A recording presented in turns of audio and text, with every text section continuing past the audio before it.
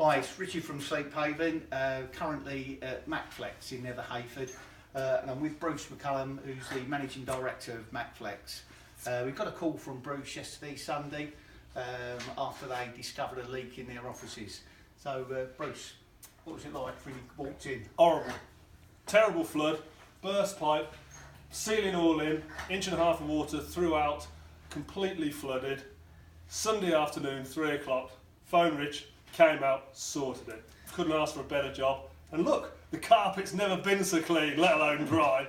Absolutely fantastic, thank you very much. No problem. There's a bit more work to do. Basically what we've done here, because we've got rid of the water, there's still going to be mould issues perhaps underneath, but basically it's a busy company, so we've had to get rid of the water and get it to a position where they can operate in it. Blowers are going to be in here now, drying out overnight. We're going to get dehumidifiers in as well, just to make sure that it's dried out, and then obviously we then liaise with the insurance company or whatever. But now, as Bruce said, 1.5 inches of water, and you now see the carpets in here lovely. Apart from the driver walking through and treading all his footsteps all over there, bless him.